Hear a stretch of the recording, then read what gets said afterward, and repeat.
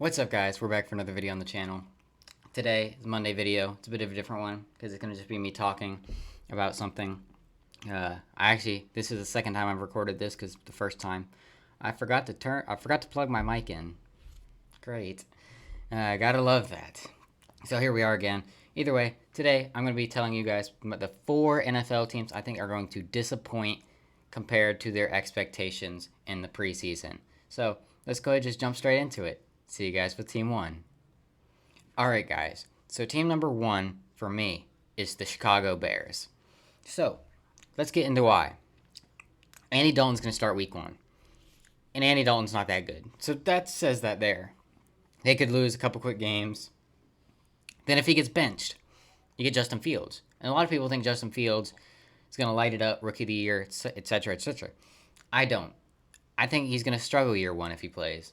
I think it's best. I do like the idea that they are going to try and sit him for a year. And I just don't think this is a year that the Chicago Bears are going to win with their quarterback situation. I think Justin Fields could be great in the future. But right now, I think he needs to sit for the first year. That's a hot take. Okay, is what it is. But yeah, and Andy Dalton, he's not that good. Nick Foles, not good either. So they're in a bit of a quarterback pickle. Then you got a terrible offensive line. Like, this is another reason why Fields should not start. That offensive line is one of the worst in football. It's terrible. Tevin Jenkins is hurt, probably going to miss the entire season.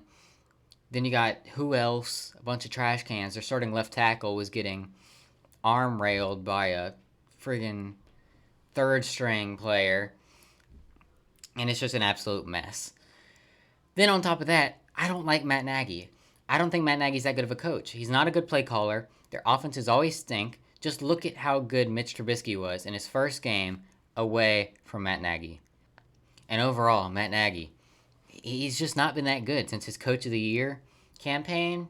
Ever since then, it's been meh. I don't think he's that good, and I think he's going to hurt Justin Fields, especially if he plays year 1. So it'll be interesting to see.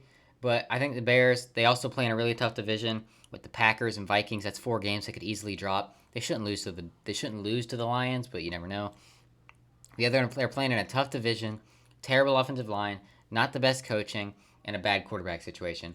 I think they're going to pick highly in the draft in 2022, and I think they're going to have a rough year. So let's go on to team number 2. All right, guys. My number 2 team here is probably going to upset some people, but it's the New England Patriots. I think the New England Patriots are going to disappoint. They're not going to be bad, but they're going to disappoint expectations. That's what this video is about. I'm not a fan of Cam Newton. I think Cam Newton is one of the worst quarterbacks in football. I don't think he physically has it anymore. He still technically has the same mental side that he always has, but I just don't think he has it anymore physically. Every year for the past couple of years, we've said, he's healthy again. He's going to ball out. He's healthy again. He's going to ball out, and he never does, and he's not going to this year. That's just how I feel about it. And overall, I just don't like their quarterback situation because Mac Jones, he looked pretty good in preseason, but he's still a rookie. And rookies often don't lead to great, fantastic teams straight away. And he's not even starting day 1. So he's going to start he might start at some point in the year, kind of just be tossed into the fire. And we'll just see how that goes for him. Another thing. Teams historically that spend as much guaranteed money as the Patriots did in free agency, more or less, they don't make the playoffs. I'll pull the chart up if I can find it. It's been a long time since I've seen the chart. So if I do find it, it's going to go up right now. And if I did not find it, then you just saw nothing. But yeah, they spent a ton of money, free agent money, guaranteed money in free agency, which that's why a lot of people think they're going to be good. But I don't think it's going to throw them over the top, especially because of the quarterback situation. And I just think historically it's not really worked. I think they might make the playoffs. I think they might sneak into the playoffs, but I think they're going to be a 7 to 9 win team, especially because they're playing against Miami and Buffalo 4 times a year. They just got a lot coming for them. We'll see how they do, but I don't think they're going to be that 11, 12 win team that makes a playoff run. I don't think that's happening this year. Let's go on to team number 3. All right, third team on this list is the New York Giants. So the Giants, a lot of people think they could win their division. They could make a playoff push. I don't. I think they're going to miss the playoffs. I think that's what's going to happen. Now let's get to why. I'm not a fan of Daniel Jones at all. Daniel Jones is arguably the worst quarterback in the NFL, in my opinion, right now. He has more fumbles than touchdowns. He has more interceptions than touchdowns. He's a turnover machine in general. He's about as worse a turnover machine as Jameis Winston was, just not interceptions. Just a mix. He fumbles more. That evens out the turnovers. Yeah, he's got some leg on him. And he's got some talent, but he's just not good at all to me. I don't think he's that good, and I think he's going to hold them back. I think he's going to lose them games, and I think they need a new quarterback badly. The defense is fine. I will not deny that. On paper, the defense looks pretty good, but the offense, man, aside from Daniel Jones, the offensive line is not good.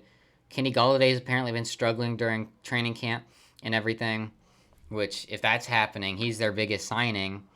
Yikes. And the rest of the receivers are okay. I mean, I love Kadarius Toney, but he's still a rookie.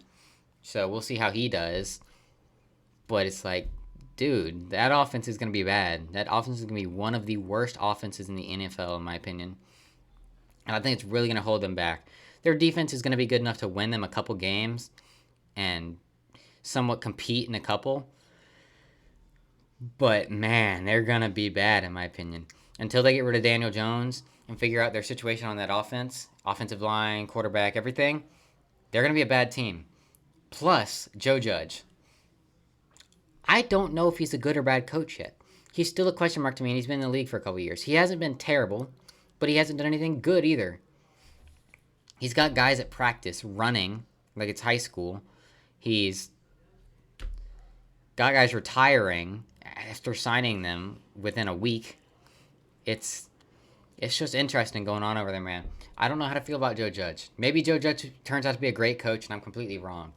But I think Joe Judge could end up going down on a little spiral here. Who knows? Maybe I'm wrong. I very well could be wrong, and if I'm wrong, I'll admit it. But I'm not the biggest fan of Joe Judge right now. He's still a big question mark to me, and a question mark coach is definitely going to lead to you possibly, very likely, disappointing. That made no sense, but having a question mark as a head coach is going to lead to you disappointing, more than likely. And that's just the case here. Bad quarterback, question mark head coach, bad offense, setting you up for failure right there. I think Washington also should easily have the division. Yes, New York has had New York has had Washington's number the past couple of years, but I think Washington's going to get it done this year, and the Giants are going to be in a bit of a situation. I don't know if they'll get second. They could still get second in the division because Dallas is okay. Philly sucks. So it'll be an interesting situation for them, but I'm just not a fan of the New York Giants team. I think they're going to do this. I think they're going to disappoint this year. And either way, let's get on to the fourth and final team. All right, guys. So team number 4 that's going to disappoint expectations this season for me is probably going to make some people upset because, yes, I am a Jags fan, but this is not a biased take.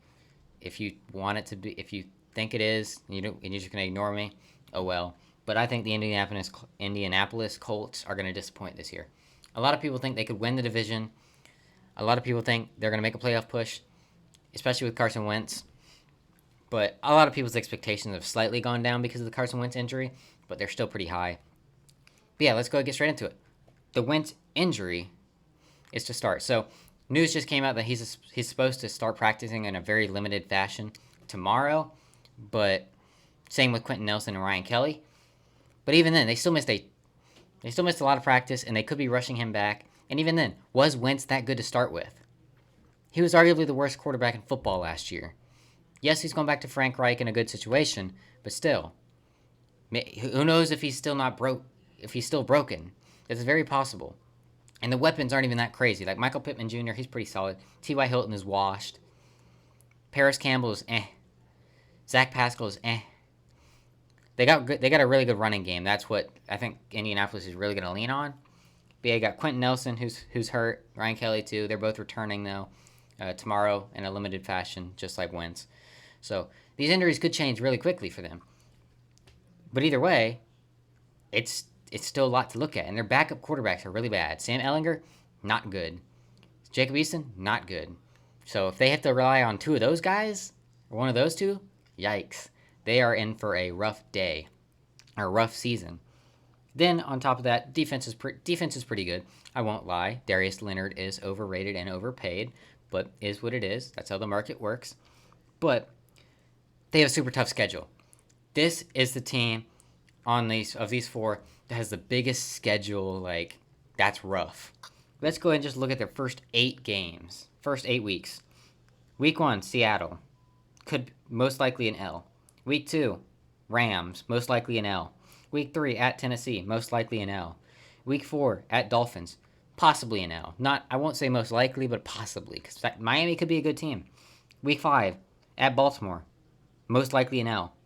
Week 6, at Houston, that should be a win. Week 7, at Niners, this could go either way, depending on how the injuries are looking and how that team is looking. But the Niners were a good team when they were healthy a couple years ago, so keep that in mind.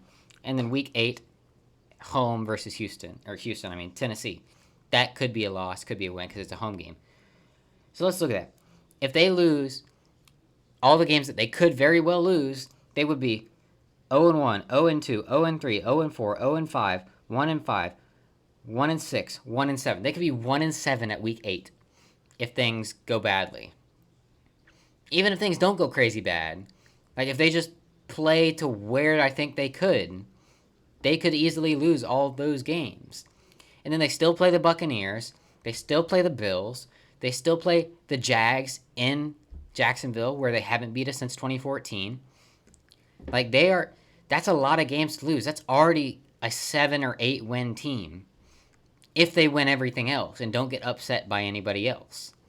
It's like they were in for a rough time. And then, especially with that early streak of hard games where they lose a lot of them, that really hurts season momentum. Watch the Houston Texans last year.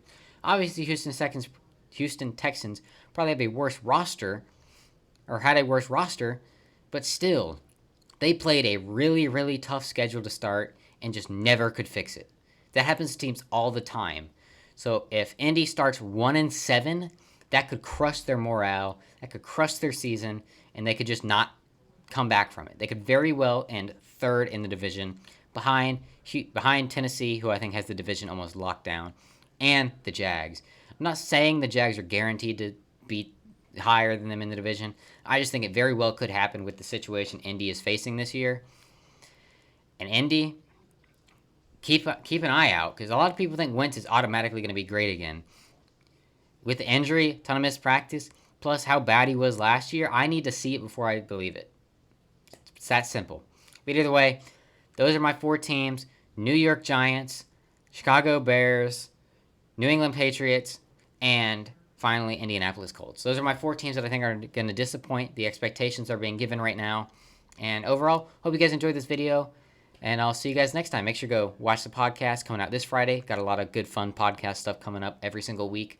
Watch the most recent episodes of the podcast, and stick around for the new ones. Subscribe, like, comment, share, do all that. Hope you guys enjoyed. See you guys next time. Peace.